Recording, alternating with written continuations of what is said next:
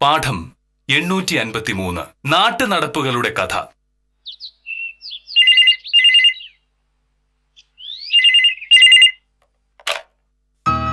Hello, അതെ, K മോഹനകൃഷ്ണനാണ്. ആ സഹദേവ, എന്തൊക്കെയുണ്ട് വിശേഷം? ഞാൻ അറിഞ്ഞിരുന്നു. ഇതുവരെ ആശുപത്രിയിൽ പോയി തഹസിൽദാർ അമ്മാനൊന്നും കാണാൻ പറ്റിയില്ല. ഇന്ന് രാവിലെ ഞാനും ഭാമ്യം കൂടി പോകാൻ തീരുമാനിച്ചിരിക്കുക. അതെ, രാവിലെ 9 മുതൽ 10 മണി വരെയാണല്ലോ സന്ദർശന സമയം. ആ സമയത്ത് പോയി തഹസിൽദാർ അമ്മാവനെ കണ്ടാൽ എനിക്ക് കൃത്യം 10 മണിക്ക് ഓഫീസിലെത്തുകയും ചെയ്യാം. അതെ, ഞങ്ങൾ ഉടനെ പുറപ്പെടും. ശരി.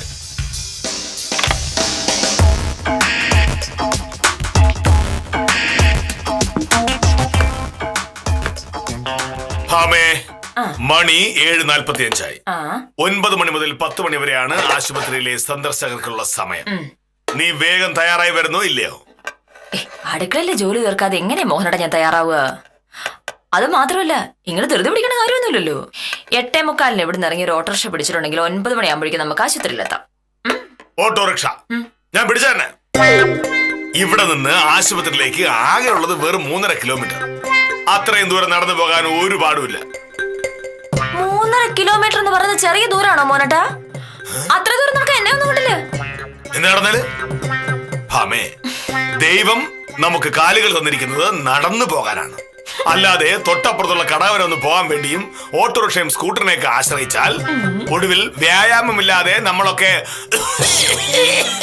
രോഗികളായി പോകും. ആശുപത്രിയിൽ കിടക്കുന്ന ആളെ പറ്റി നിനക്കറിയാമോ? അദ്ദേഹം വലിയൊരു സർക്കാർ ഉദ്യോഗസ്ഥനായിരുന്നു. എപ്പോഴും സർക്കാർ വണ്ടിയിലായിരുന്നു യാത്ര, അല്ലാത്തപ്പോ സ്വന്തം കാറിലും. ഒടുവിൽ എന്തായി? പ്രമേഹവും കൊളസ്ട്രോളും ഒക്കെ കൂടി ആശുപത്രിയില്ല. ഇപ്പൊ തഹസിൽദാർ അമ്മാവന് തോന്നുന്നുണ്ടാവും, നടന്നു പോകേണ്ടടുത്തൊക്കെ നടന്നു പോകേണ്ടതായിരുന്നു, വ്യായാമം ചെയ്യേണ്ട സമയത്തൊക്കെ വ്യായാമം ചെയ്തിരുന്നെങ്കിൽ ഈ അവസ്ഥ വരില്ലായിരുന്നു എന്നൊക്കെ. തഹസിൽദാരുടെ അമ്മാവന് വയസ്സെത്രയായി? 88 കഴിഞ്ഞു. ഈ പ്രായത്തിൽ കൊളസ്ട്രോളും ഷുഗറും ഒക്കെ വരുന്നത് വലിയ സംഭവമല്ല എന്റെ മോനട്ടാ. പക്ഷേ കെ മോഹനകൃഷ്ണൻ സാറിന് അത് വരില്ല. കാരണം എല്ലാ ദിവസവും രാവിലെയും വൈകിട്ടുമായി ഒരു 4 കിലോമീറ്ററോളം നടക്കുന്ന ആളാണ് ഞാൻ. അതൊക്കെ കണ്ടറിയേണ്ട കാര്യങ്ങളല്ലേ. അല്ല, ഇപ്പൊ നമുക്ക് ആവശ്യമില്ല. ആശുപത്രിയിലേക്ക് ഓട്ടോ പിടിക്കാൻ പറ്റൂല്ലോ? ഒരിക്കലുമില്ല. എന്നാ പിന്നെ ഞാൻ വരുന്നില്ല. എന്ന് പറഞ്ഞ ഭാമേ, എന്താ? എന്റെ മേലധികാരിയാണ് തഹസിൽദാർ. തഹസിൽദാരുടെ അമ്മാവൻ ആശുപത്രിയിലായിട്ട് ഒരാഴ്ച കഴിഞ്ഞിട്ടും നമ്മൾ അദ്ദേഹത്തെ പോയി കണ്ടില്ലെങ്കിൽ തഹസിൽദാർ എന്ത് വിചാരിക്കും? ഓ, അതായത് രോഗിയെ കണ്ട് ക്ഷേമം അന്വേഷിക്കാന്നുള്ളതല്ല ഈ പോക്കിന്റെ ഉദ്ദേശം. അമ്മാവരെ കാണാൻ മോഹനേട്ടൻ വന്നുവെന്ന് തഹസിൽദാരെ അറിയിക്കുക. നീ ആവശ്യമില്ലാത്ത കാര്യങ്ങൾ പറഞ്ഞു തർക്കിക്കാതെ വേഗം തയ്യാറാവും. നമുക്ക് 8:30 മുമ്പ് ഇവിടുന്ന് പുറപ്പെടണം. 8:30 മുമ്പ് ഇവിടുന്ന് പുറപ്പെട്ടാൽ കൃത്യം 9:15 ആവുമ്പോൾ നമ്മൾ ആശുപത്രി മുന്നിലെത്തും. 15 മിനിറ്റ് ആശുപത്രി. അവിടെ നിന്ന് 9:30 നമ്മൾ പുറപ്പെട്ടാൽ 9:50 എനിക്ക് വില്ലേജ് ഓഫീസിലെത്താം. അങ്ങനെയാണെങ്കിൽ ഒരു കാര്യം ചെയ്യാൻ, കൃത്യം 8:30 ആകുമ്പോ മോനോട്ടൻ ഇറങ്ങിക്കോ. ഞാൻ 9 മണിക്ക് ഇവിടെ നിന്ന് ഇറങ്ങി എന്റെ സ്കൂട്ടറിൽ ആശുപത്രിയിലേക്ക് എത്തിയേക്കാം. നമ്മൾ രണ്ടുപേരും ഒരേ സമയത്ത് അവിടെ എത്തും. അത് നടക്കില്ല. നീ എന്റെ കൂടെ തന്നെ വരണം. നമ്മൾ ഒരുമിച്ച് പോയി തഹസിൽദാർ അമ്മാവനെ കാണുന്നു. അവിടെ നിന്ന് ഞാൻ ഓഫീസിലേക്കും നീ തിരികെ ഇങ്ങോട്ടും വരുന്നു. അത്ര തന്നെ. അതല്ല മോനേട്ടാ. അതാരാണ് എന്ന് നോക്കുമ്പോഴേക്കും വേഗം തയ്യാറായി പുറപ്പെടാൻ നോക്കൂ.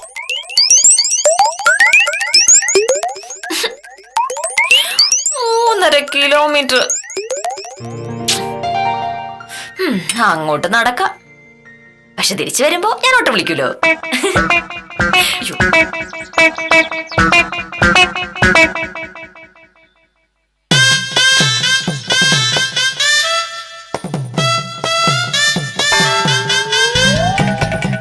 നമസ്കാരം സർ. നമസ്കാരം. എന്താ ശിവരാമ രാവിലെ? ഞാൻ കൈവശാവകാശ സർട്ടിഫിക്കറ്റ് അപേക്ഷ കൊടുത്തിട്ട് ഒരാഴ്ചയായി. സാധാരണ 3 ദിവസം കൊണ്ട് സർട്ടിഫിക്കറ്റ് കിട്ടുമെന്നല്ലേ പറയുന്നത്. 3 ദിവസം കൊണ്ട് സർട്ടിഫിക്കറ്റ് കിട്ടേണ്ടതാണ്. പക്ഷേ ശിവരാമനോട് മുന്നാധാരത്തിന്റെ പകർപ്പ് കൊണ്ടുവരാൻ പറഞ്ഞിട്ട് കൊണ്ടുവന്നായിരുന്നു. മുന്നാധാരത്തിന്റെ പകർപ്പ് ഹാജരാക്കാതെ കൈവശാവകാശ സർട്ടിഫിക്കറ്റ് തരുന്ന പ്രശ്നമില്ല. അയ്യോ, ഞാനത് ഓർത്തില്ല സാറേ. മുന്നാധാരത്തിന്റെ പകർപ്പ് വീട്ടിലിരിപ്പുണ്ട്. ഞാൻ ഇപ്പൊ തന്നെ പോയി എടുത്തോണ്ട് വരാം സാർ. ബൈക്കുണ്ടല്ലോ, 10 മിനിറ്റ് മതി. മുന്നാധാരത്തിന്റെ പകർപ്പ് ഇങ്ങോട്ട് കൊണ്ടുവരണ്ട, വില്ലേജ് ഓഫീസിലേക്ക് കൊണ്ടുവന്നാൽ മതി. 10:30. സാറേ, 9:30 കഴിയുമ്പോ എനിക്ക് അടിമാലി വരെ ഒന്ന് പോണം. പകർപ്പ് കൊണ്ടുവന്ന് തരാൻ വേറെ ആരുമില്ല. അതുകൊണ്ട് സാർ ഒന്ന് സഹായിക്കണം. 10 മിനിറ്റ് കൊണ്ട് ഞാൻ പോയി പകർപ്പെടുത്തോണ്ട് വരാം. ശിവരാമൻ മുഴുവൻ നേരവും ബൈക്കിലാണല്ലേ യാത്ര? എന്താ സാറേ?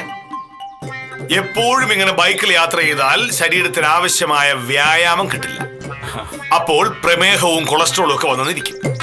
കൂടുതൽ കാലം ജീവിക്കണം എന്ന ആഗ്രഹമുണ്ടെങ്കിൽ ഇതൊക്കെ ഉപേക്ഷിച്ച് നടന്ന് ശീലിക്കുന്നതാണ് നല്ലത്. അല്ല, അതിപ്പോ ബൈക്കിൽ കേറാത്തത് കൊണ്ട് കൂടുതൽ കാലം ജീവിച്ചിരിക്കും എന്നതിന് എന്താ സാറേ ഉറപ്പ്? രാവിലെ നടക്കാൻ പോകുമ്പോ ലോറി ഇടിച്ചോ പാമ്പ് കടിച്ചോ മരിച്ചാലോ? ജീവിക്കുമ്പോ സുഖമായി ജീവിക്കണമെന്ന എന്റെ പോളിസി. ഞാൻ പോയി പകർപ്പെടുത്തോണ്ട് വരാം സാർ.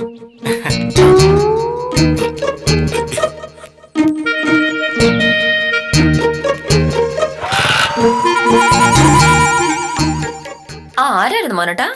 ആ പുതപ്പനല്ലേ ശിവരാമൻ. ആഹാ.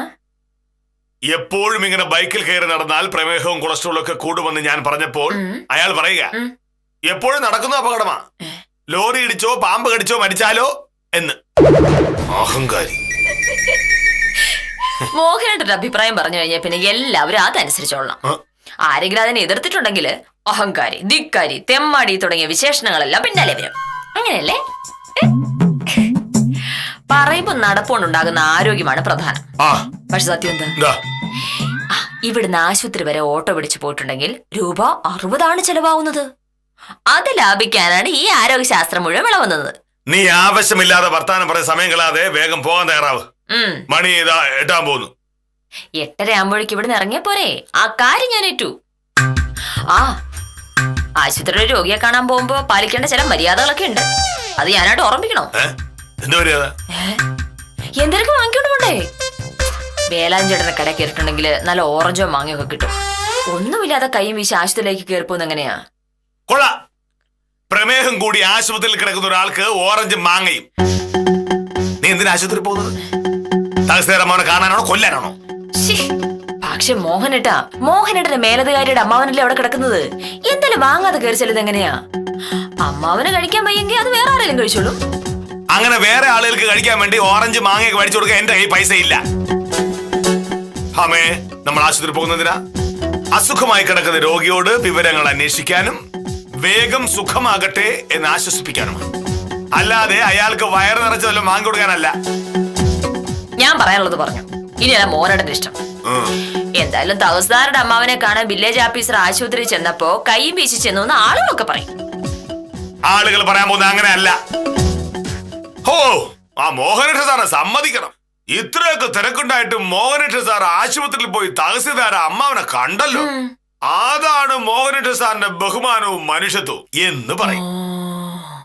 അതോടെ കീഴുദ്യോഗസ്ഥന് സംപ്രീതനായ തഹസിൽദാർ സ്വന്തം കസേര ഒഴിഞ്ഞ് വില്ലേജ് ഓഫീസർ അവിടെ കയറ്റി ഇരുത്തും.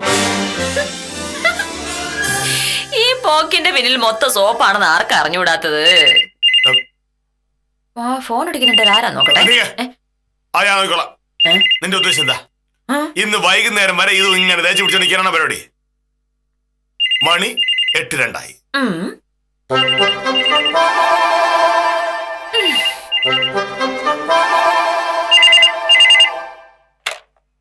ഹലോ, അതെ, കെ മോഹനകൃഷ്ണനാണ്. ബാലേന്ദ്ര, എന്തൊക്കെയുണ്ട് വിശേഷങ്ങൾ? കുറെ നാളായാലും കൊണ്ട് വിളിച്ചിട്ട്. ഓ, എന്ന് അതിനെന്താ, പോക്കുവരവുള്ള അപേക്ഷയും ആധാരവുമായി നേരെ ഓഫീസിലേക്ക് വന്നാൽ മതി. പിന്നെ ഞാന് ഇന്ന് രാവിലെ താലൂക്ക് ആശുപത്രിയിൽ ഇരുന്ന് പോവുക. തഹസിൽദാരുടെ അമ്മാവൻ സുഖമില്ലാതെ കിടക്കുക. ഇല്ലില്ല, എനിക്കങ്ങനെ നേരിട്ട് പരിചയമൊന്നുമില്ല. എന്നാലും തഹസിൽദാരുടെ അമ്മാവനല്ലേ, പോകാതിരിക്കാൻ പറ്റില്ലല്ലോ. എന്നെ പോലുള്ള ആളുകൾ ചെന്നാലല്ലേ തഹസിൽദാർക്ക് ഒരു വിലയൊക്കെ ഉണ്ടാവൂ. അതെ അതെ. പിന്നെ ബാലേന്ദ്രൻ ആരെങ്കിലും വിളിക്കുകയാണെങ്കിൽ തഹസിൽദാർ അമ്മാവൻ ആശുപത്രിയിലാണ് എന്നൊന്ന് പറഞ്ഞേക്കണം. പിന്നെ കെ മോഹനകൃഷ്ണൻ സാറ് അമ്മാവനെ കാണാൻ പോയി എന്നുകൂടി ഒന്ന് ചേർത്തേക്കണം. ശരി ശരി. നന്നായിട്ടുണ്ട് കേട്ടോ. ഈ തഹസിൽദാരുടെ അമ്മാവനെ കാണാൻ പോകുന്ന കാര്യം നാട്ടുകാരെ മുഴുവൻ വിളിച്ചറിയിച്ചോണ്ടിരിക്കല്ലേ? ഇതിന് നല്ലതേ സംഗതി പത്രത്തിൽ കൊടുക്കുന്നതായിരുന്നു. രോഗിയായി താലൂക്ക് ഓഫീസർ കഴിയുന്ന തഹസിൽദാരുടെ അമ്മാവനെ കാണാൻ വില്ലേജ് ഓഫീസർ എത്തി. എങ്ങനെയുണ്ട്? പോകുന്ന വഴി നമുക്കൊരു ഫോട്ടോഗ്രാഫറോട് വിളിച്ചോണ്ട് പോവാം. ഒരു ഫോട്ടോ എടുത്ത് അത് നമുക്ക് പത്രത്തിൽ കൊടുക്കാം. രോഗിയായ തഹസിൽദാരുടെ അമ്മാവനെ കണ്ട് വിതുമ്പുന്ന വില്ലേജ് ഓഫീസർ.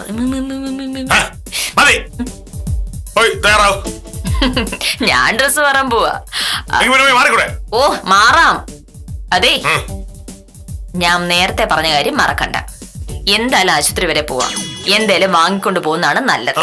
ഒന്നും വാങ്ങാതെ അവിടെ ചെന്നിട്ടുണ്ടെങ്കിൽ അപ്പൊ അവരൊന്നും പറഞ്ഞൊന്നിരിക്കില്ല. പക്ഷെ നമ്മൾ അവിടുന്ന് പോന്ന് കഴിയുമ്പോ എന്തൊക്കെയായിരിക്കും പറയാന്ന് സാർ തന്നെ ഒന്ന് ആലോചിച്ച് നോക്കൂ. മോഹനയുടെ നാട്ടുകാരെ കൊണ്ട് മൂക്കത്ത് വിരൽ വെപ്പിച്ച് അടങ്ങുന്നുള്ള വാശിയിലാണ്. അതൊരു നടക്കട്ടെ.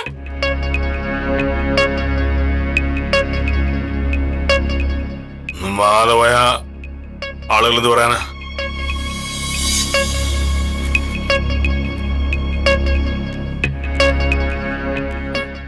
ശിശുപാലൻ ചേട്ടന്റെ അമ്മ ആശുപത്രിയിൽ നിന്ന് പോകുന്നില്ലേ? ഇന്നലെ ഡിസ്ചാർജ് ചെയ്തു. അടുത്ത ആഴ്ച ഒന്നുകൂടെ ചെല്ലാൻ പറഞ്ഞു. എന്താവോ എന്തോ. ഞാൻ ഇന്നലെ അതുവഴി വരണോന്ന് വിചാരിച്ചതാ. അപ്പോഴാ പുള്ളിക്കര തോമസ് കുട്ടി കണ്ടത്. തോമസ് കുട്ടി പറഞ്ഞു മിക്കവാറും ഇന്നലെ ഡിസ്ചാർജ് ചെയ്യുന്നു. അതാ ഞാൻ വരായിരുന്നു. അത് സാരമല്ല.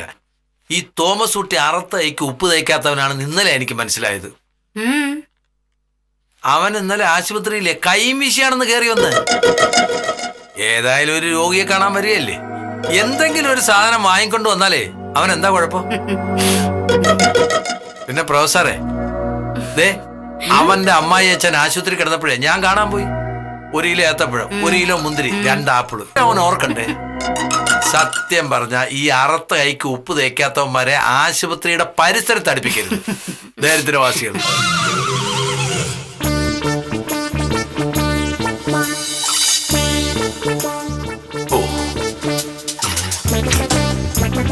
ശിശുപാലൻ പറഞ്ഞതിൽ കാര്യമുണ്ടോ? സാറേ,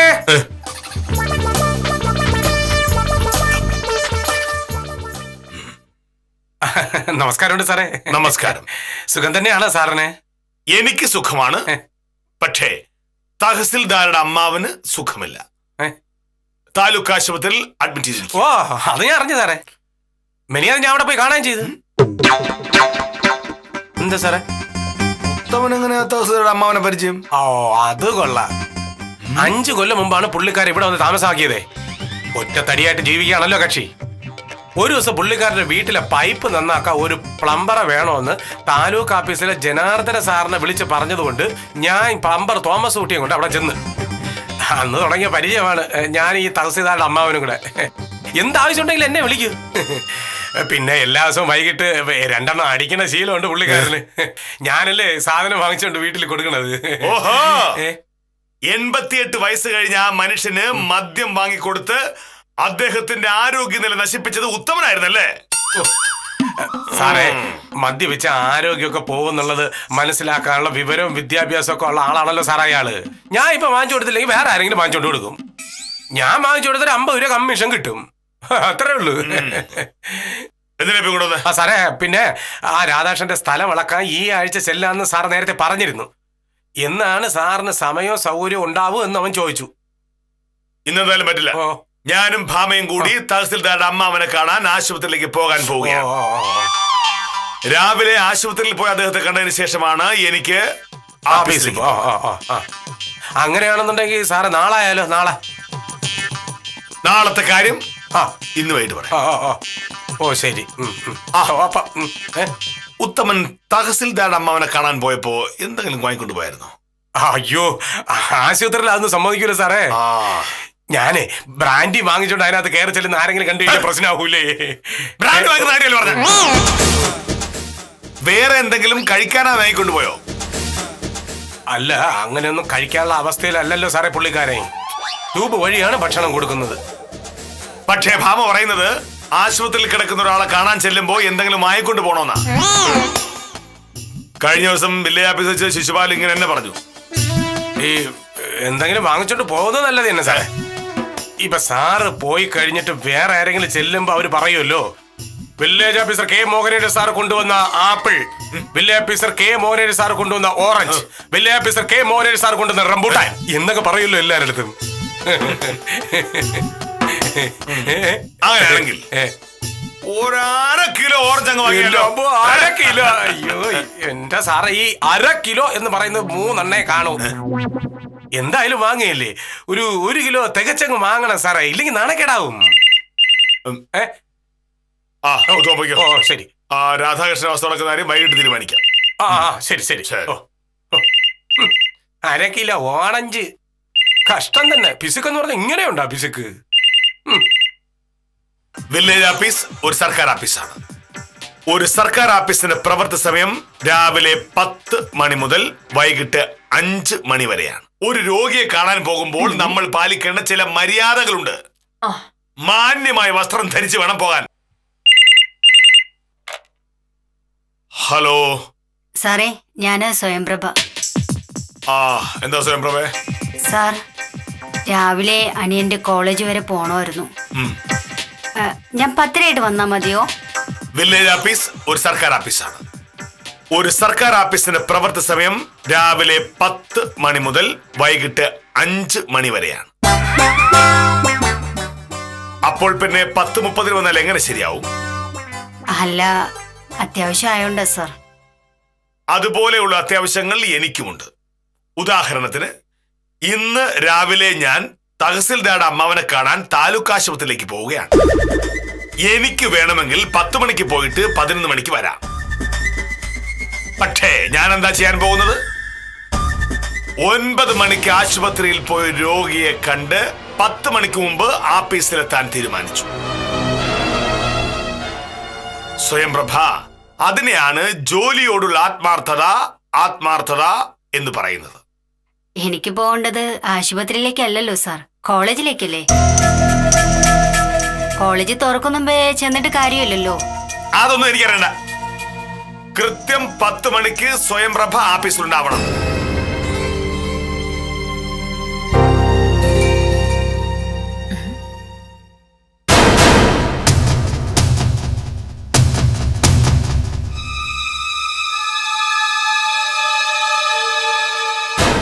എന്ത് വേഷ? നിന്നോടാ ചോദിച്ചത്. നീ എന്താ ഇട്ടിരിക്കുന്നത്? ചുരിദാറാണ് സാർ. ചുരിദാറ് കണ്ടിട്ടില്ലേ മോനട്ടൻ? ഞാൻ ചുരിദാർ കണ്ടിട്ടുണ്ടോ ഇല്ലയോ എന്നുള്ളതല്ല പ്രശ്നം. ഇന്ന് നീ ഈ ചുരിദാർ ഇടാൻ പറ്റില്ല. അയ്യേ, സാർ എന്തൊക്കെയാ പറയുന്നത്? ഞാൻ ചോദിക്കണല്ലേ പറഞ്ഞ? പിന്നെ ആരോടാ? പറയാൻ മനസ്സിലായില്ലേ? പോയി ഈ ചുരിദാർ മാറ്റ്. സാർ, സ്വയം പറഞ്ഞില്ലേ? സാർ എന്തൊക്കെയാ പറയുന്നത്? സ്വയം ഫോൺ വയ്ക്കേ. എനിക്ക് വേറൊരാളുടെ സംസാരിക്കുന്നുണ്ട്. ഞാൻ 10:30 വന്നാ മതിയോ സാർ? എപ്പോഴെങ്കിലും വാ. ഈ ചുരിദാർ ഇട്ടിട്ടാണോ നീ ആശുപത്രിക്ക് പോകാൻ പോകുന്നത്? അയ്യോ, ചുരിദാറിട്ടോണ്ട് ആശുപത്രി കയറ്റൂല. അതുകൊണ്ടല്ല, ഒരു രോഗിയെ കാണാൻ പോകുമ്പോൾ നമ്മൾ പാലിക്കേണ്ട ചില മര്യാദകളുണ്ട്. മാന്യമായ വസ്ത്രം ധരിച്ച് വേണം പോകാൻ. ഈ വേഷത്തിന് എന്താണാവോ മാന്യത കുറവ്? ഇതിട്ടുണ്ട് ഞാൻ കോടതിയിൽ പോയിരിക്കുന്നു. അതിൽ വല്ലതൊന്നും അല്ല ആശുപത്രി.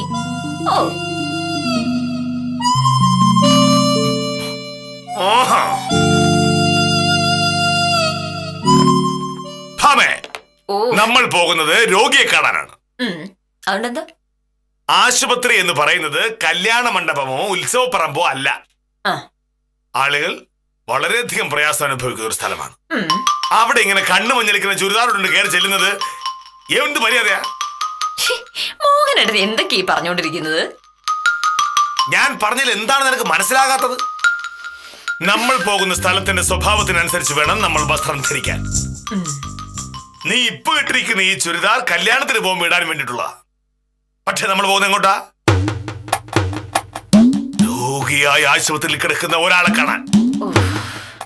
ഈ വേഷത്തിൽ നീ അവിടെ കയറി ചെന്നാൽ തഹസിൽദാരുടെ അമ്മാവൻ എന്ത് കരുതും? അദ്ദേഹം അസുഖവും വേദനയായി കിടക്കുന്നത് കണ്ട് സന്തോഷിക്കാൻ വേണ്ടിയാണ് നീ കയറി ചെല്ലുന്നതെന്ന്. ഇങ്ങനെ വകതിരിവില്ലാത്തൊരു വക്കീലിനെയാണോ മോഹനകൃഷ്ണ സാറിനെ പോലെ ആൾ കല്യാണം കഴിച്ചത് എന്നും അവരാലോചില്ലേ? ഇതെല്ലാം മോഹനായിട്ട് പറയുന്ന കാര്യങ്ങളല്ലേ, അവരാരും അങ്ങനെ ഒന്നും ആലോചിക്കാൻ പോകുന്നില്ല. അതെയാണ് നിരൂപിക്കുന്നത്. ഓഹ്. ഹമേ, നമ്മൾ കാണാൻ പോകുന്നത് എന്റെ മേലധികാരിയുടെ അമ്മാവനെയാണ്. അതുകൊണ്ട് തന്നെ നീ ഞാൻ പറയുന്ന രീതിയിലുള്ള വസ്ത്രം ധരിക്കണം. നീ സാരി ഉടുത്ത് വന്നാ മതി. എന്നെ കൊണ്ടങ്ങ് വയ്യ സാരി എടുക്കാൻ മോനട്ടാ. കോടതിയിൽ കേസ് വാദിക്കാൻ പോകുമ്പോൾ നിനക്ക് സാരി എടുത്തു അറിയാലോ. ഇന്ന് നീ സാരി ഉടുത്താ മതി, ഉടുത്തേ പറ്റൂ. സാരി ഉടുത്തില്ലെങ്കിൽ മോനട്ട എന്നെ കൊണ്ടുപോകൂല? ഇല്ല. എന്നാ പറ്റി രക്ഷപ്പെടും, ഞാൻ വരുന്നില്ല. മോനട്ട ഒറ്റയ്ക്ക് പോയാൽ മതി കേട്ടാ. അത് പറ്റില്ല. നീ എന്റെ കൂടെ സാരി ഉടുത്ത് വന്നേ പറ്റൂ. ഞാൻ വരുവാണെങ്കിൽ ഈ ചുരിദാർ ഇട്ടുകൊണ്ടേ വരുള്ളൂ മോനട്ടാ. ഭാമേ, നീ ഈ പറയുന്നത് ധിക്കാരമാണ്. മാന്യമായി ഒരു സാരി ഉടുത്ത് എന്റെ കൂടെ വരാൻ പറ്റുമെങ്കിൽ നീ വാ, ഇല്ലെങ്കിൽ നീ വരണ്ട. പക്ഷേ ഞാൻ പറയുന്നത് നീ അനുസരിച്ചില്ലെങ്കിൽ ഈ ജന്മത്തെ നിന്നോട് മിണ്ടില്ല. നോക്കിയോ മോനട്ടാ. നമസ്കാരം സർ. മുന്നാധാരത്തിന്റെ പകർപ്പ്.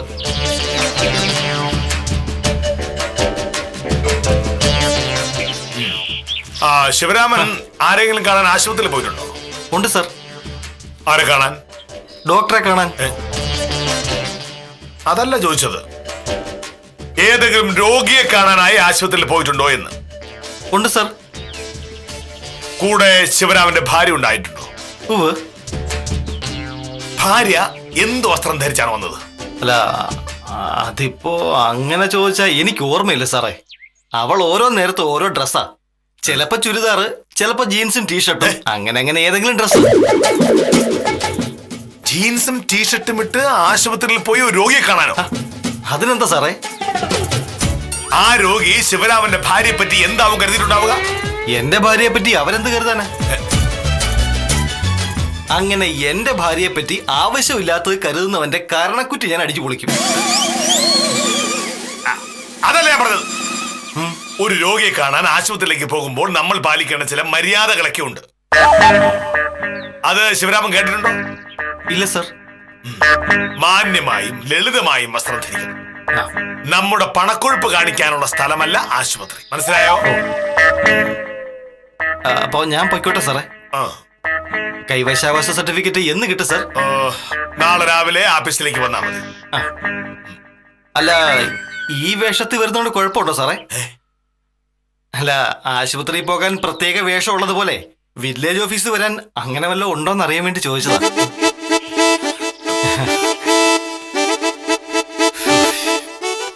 എന്റെ ദൈവമേ.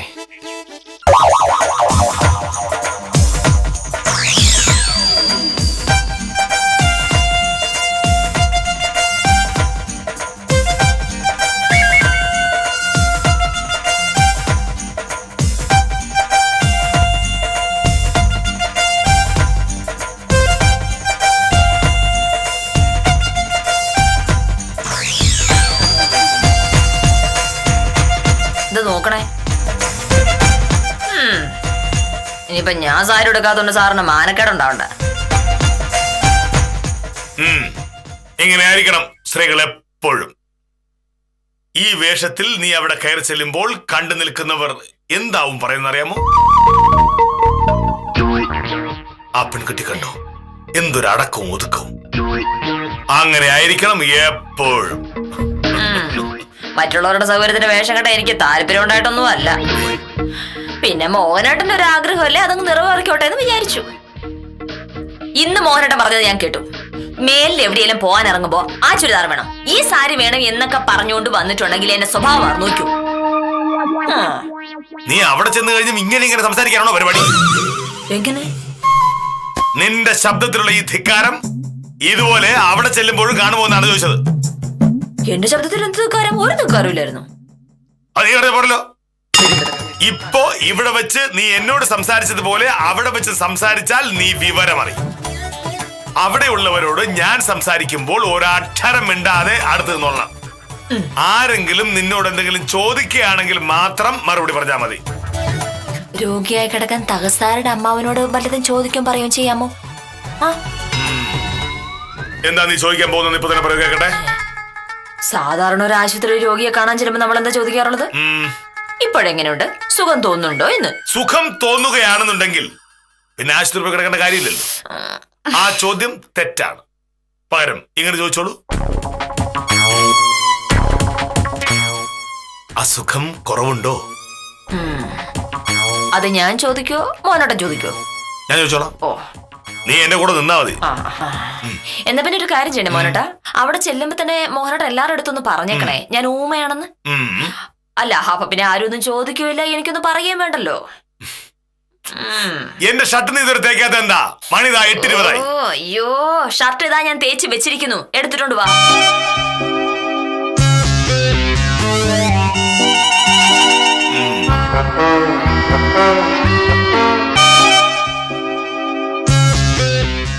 ഇവളോടാണ് ഈ ഷർട്ട് തേക്കാൻ പറഞ്ഞത്? ശോ.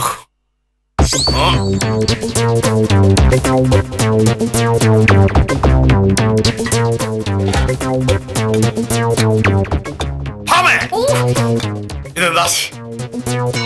ഇതെന്താന്ന്? ഇത് ഷർട്ട്. ഈ ഷർട്ട് തേക്കാനല്ലല്ലോ ഞാൻ നിന്നോട് പറഞ്ഞത്. മോഹനേട്ടൻ പറഞ്ഞത് ആ ചുമന്ന ഷർട്ട് തേക്കാനല്ലേ? അതെ. അതെ, ആ ഷർട്ട് ഇട്ടുകൊണ്ട് ആശുപത്രി പോകുന്നത് ശരിയാണോ മോനേട്ടാ? മനസ്സിലായില്ല. ഞാൻ മനസ്സിലാക്കി തരാം. അതായത് നമ്മൾ ഓരോ സ്ഥലത്ത് പോകുമ്പോഴും ആ സ്ഥലത്തിന്റെ രീതിക്ക് അനുസരിച്ച് വേണം വസ്ത്രം ധരിക്കാനെന്നല്ലേ മോഹനേട്ടൻ കുറച്ചു മുന്നേ എന്നോട് പറഞ്ഞത്. നമ്മൾ ഇപ്പോൾ പോകുന്ന ആശുപത്രിയിലേക്കല്ലേ? ആശുപത്രി എന്ന് പറഞ്ഞിട്ടുണ്ടെങ്കിൽ ഉത്സവ പറമ്പോ കല്യാണ മണ്ഡപമോ ഒന്നുമല്ല. അവിടെയുള്ള മനുഷ്യരെല്ലാം അസുഖം കാരണം വേദന സഹിച്ച് പ്രയാസപ്പെട്ട് കഴിയുമ്പോ ചുവന്ന ഷർട്ട് കിട്ടണ പോകുന്നത് ശരിയാണോ മോനേട്ടാ? അത്രയും കളർഫുൾ ആയിട്ട് നമ്മളവിടെ ചെല്ലുന്നത് തീരെ ശരിയല്ല. ഇതാവുമ്പോ കറുത്ത ഷർട്ട്. കറുപ്പ് എന്നുള്ള നിറം ദുഃഖത്തെ സൂചിപ്പിക്കുന്നതാണ്.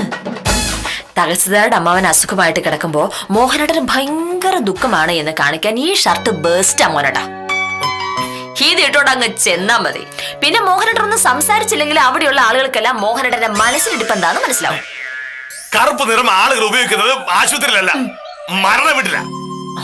ഈ ഷർട്ട് ഇട്ടുകൊണ്ട് ഞാൻ അവിടെ ചെന്ന് കയറുമ്പോ അവിടെ ഉള്ള വിചാരിക്കില്ലേ ഞാൻ മരണ വീട്ടിൽ വരും പോലെ വന്നിരിക്കുകയാണെന്ന്? അങ്ങനെയൊന്നും ഇല്ല മോനേട്ടാ. എവിടെ ദുഃഖമുണ്ടോ അവിടെ കറുപ്പായിരിക്കണം. അത് മാത്രമല്ല, ഈ തഹസിൽദാരുടെ അമ്മാവനൊരു കോൺഗ്രസ്സുകാരനാണെന്നാ ഞാൻ കേട്ടിരിക്കുന്നത്.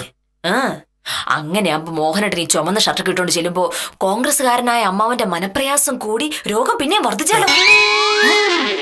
രോഗിയുടെ മനസ്സറിഞ്ഞു വേണമല്ലോ നമ്മൾ ഓരോ നീക്കം നടത്താൻ. കൂടുതൽ ന്യായം പറയാതെ നീ ഷർട്ട് തേച്ചു നടത്തുന്നുണ്ടോ? ഇല്ല, ഇതല്ല മറ്റത്. അത് ഞാൻ തേച്ച് തരൂല. ഇത് എന്റെ ചോദ്യം വെച്ചാ ഒരു ഷർട്ട് ഞാൻ തേച്ചു തന്നു, ഇനി ഷർട്ട് തേക്കാൻ എന്നെ കൊണ്ട് പറ്റില്ല. രാവിലെ ഒരു ചുരിദാറും പിന്നെ മോഹനേട്ടന്റെ സൗകര്യാർത്ഥം ഒരു സാരിയും കൂടെ തേച്ചതിന്റെ ക്ഷീണം എനിക്ക് ഇതുവരെയായിട്ട് മാറിയിട്ടില്ല. ഈ ഷർട്ട് ഇട്ടുകൊണ്ട് ഞാൻ വരുന്ന പ്രശ്നമില്ല. ആഹാ, എന്നപ്പോ നമുക്ക് പോണ്ട, തീർന്നില്ലേ പ്രശ്നം?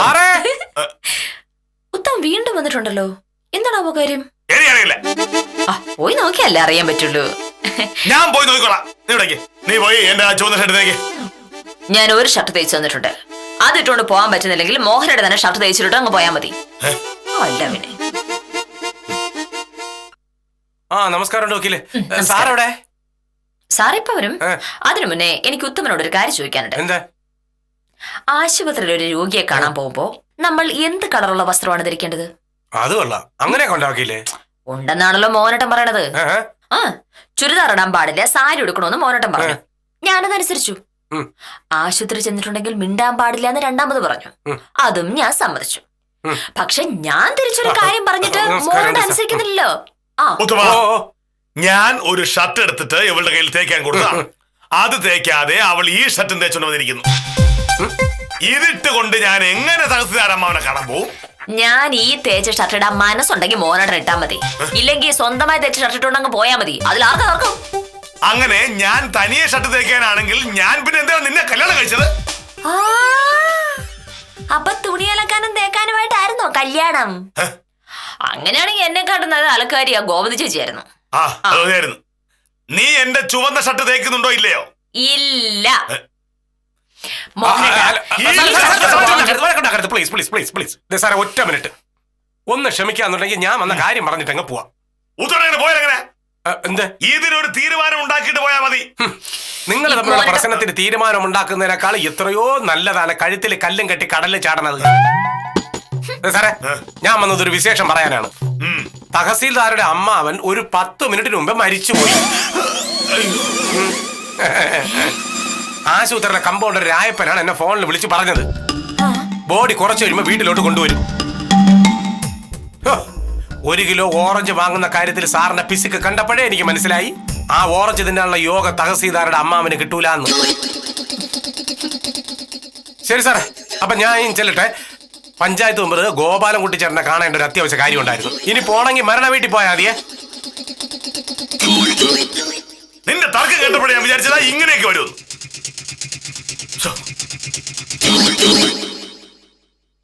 തഹസീൽദാരുടെ അമ്മ ഉത്തരപ്പെട്ടത് മരിച്ചു പോയല്ലോ. 88 വയസ്സ് കഴിയുമ്പോൾ നമ്മുടെ നാട്ടിലെ ആളുകൾക്ക് സാധാരണ ഇങ്ങനെയൊക്കെ സംഭവിക്കാറുണ്ട്. ശ്ശോ. എന്നാലും കഴിഞ്ഞ 3/4 മണിക്കൂറായിട്ട് നമ്മൾ ഒരു കാര്യത്തിന് വേണ്ടി വഴക്കുണ്ടാക്കിയിട്ട് ഉദ്ദേശകാരം നടന്നില്ലല്ലോ മോനട്ടാ. അത് നമ്മുടെ കുഴപ്പമാണോ? എന്നാൽ എന്നെ സമ്മതിക്കണല്ലേ മോനട്ടാ? എന്തിനാ? അല്ല, ഇനി മരണ വീട്ടിൽ പോകുമ്പോ ഈ ഷർട്ട് ഇട്ടുകൊണ്ട് പോവാലോ. മരണ വീട്ടിൽ കയറിച്ചാൽ ഇതിലും നല്ലൊരു വേഷമുണ്ടോ? നിനക്ക് നേരത്തെ അറിയായിരുന്നു. ഒരു മരണവാർത്ത കേൾക്കുമ്പോൾ ചിരിക്കുന്നത് മര്യാദയല്ല എന്ന് പറയാൻ ആളുണ്ടാവും. പക്ഷേ നമ്മളിപ്പോൾ ചിരിക്കുന്നത് മരണവാർത്ത കേട്ടല്ല എന്നും മരണവാർത്ത ഈ വിചിത്ര ജീവികളെ എങ്ങനെ ബാധിച്ചു എന്നോർത്താണെന്നതും സത്യം. മരിച്ചയാളുടെ ആത്മാവിന് നിത്യശാന്തിയും വക്കീലിനും വില്ലേജ് ഓഫീസർക്കും പുതിയ വഴക്കുകളും ആശംസിച്ച് ഇന്നത്തേക്ക് വിടാം. കാര്യം നിസാരം തുടരുന്നു.